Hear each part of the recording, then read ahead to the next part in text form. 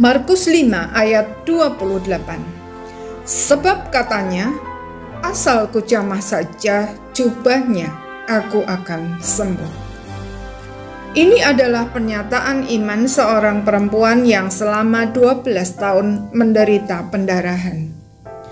Bagi orang Yahudi, orang seperti itu najis dan oleh karenanya secara sosial tersisih. Kita dapat membayangkan bagaimana menderitanya perempuan itu. Mungkin dia sudah berobat kemana-mana dan menghabiskan banyak dana, tetapi tidak ada orang yang dapat menolongnya. Sampai suatu saat dia mendengar tentang Tuhan Yesus yang berkuasa menyembuhkan orang sakit dan membangkitkan orang mati. Maka dengan diam-diam dia menembus kerumunan orang banyak untuk mendekat kepada Tuhan Yesus dengan sebuah keyakinan. Asal kujamah saja jubahnya, aku akan sembuh. Dan terjadilah seperti yang dia percaya. Pendarahannya langsung berhenti dan dia sembuh total. Banyak orang membaca kisah ini lalu memakai statement perempuan ini sebagai semacam kalimat sakti yang dengan mengucapkannya berharap penyakit apapun yang dideritanya akan sembuh. Mereka mengucapkan kalimat tersebut berulang-ulang untuk mensugesti diri sehingga sepertinya memiliki iman yang sama dengan perempuan tersebut, padahal tidak, karena memang bukan itu pimpinan Tuhan bagi dia. Lebih parah lagi, banyak orang tanpa belas kasihan menghakimi orang yang tidak sembuh sebagai orang yang kurang dan bahkan tidak beriman. Padahal apakah itu maksud penulis Injil Markus menulis kisah ini? Mari kita perhatikan apa yang dilakukan Tuhan Yesus. Tuhan Yesus berpaling dan bertanya, "Siapa yang menjamah jubahku?" Apa maksud Tuhan Yesus berkata demikian? Jawaban para murid sangat masuk akal. Banyak orang berdesak-desak di sekitarmu. Mengapa engkau bertanya, siapa yang menjamah jubahmu? Memang bukan itu maksud Tuhan Yesus.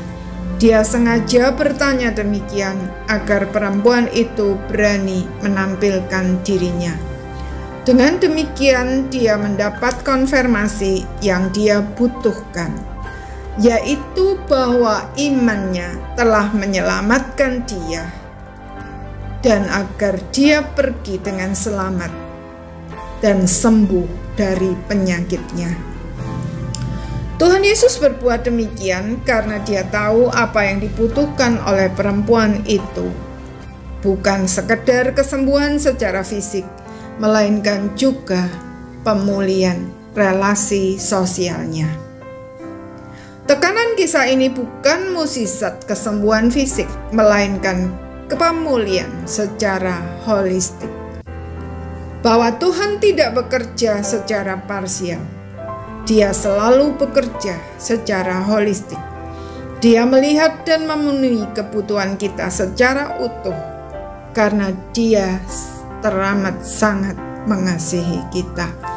Itulah sebabnya tidak semua penyakit disembuhkan, tidak semua orang mati dibangkitkan, dan tidak semua penderitaan Dia angkat dari kehidupan kita.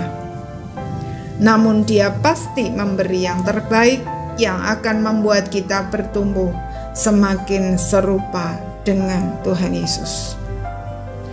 Terkadang yang terbaik menurut Tuhan tidak sama, bahkan berlawanan dengan yang terbaik menurut kita.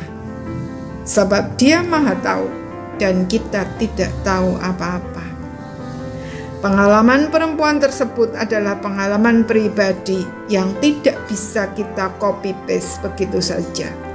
Apalagi mengharapkan hasil yang sama hanya dengan cara menghafal kata-katanya dan mengucapkannya berulang-ulang sebagai kalimat sakti. Jadi, poin penting dari kisah ini bukan bahwa asal percaya saja semua penyakit sembuh, melainkan bahwa Tuhan peduli dengan pergumulan kita. Dia melihat kita secara utuh dan tahu dengan tepat apa yang kita butuhkan, serta memberikannya kepada kita dengan limpah, lebih daripada yang bisa kita pikir dan harapkan. Luar biasa, bukan? Mempercayakan seluruh hidup kita kepadanya mungkin tidak mendapat yang kita inginkan, tetapi pasti mendapat yang terbaik. Amin.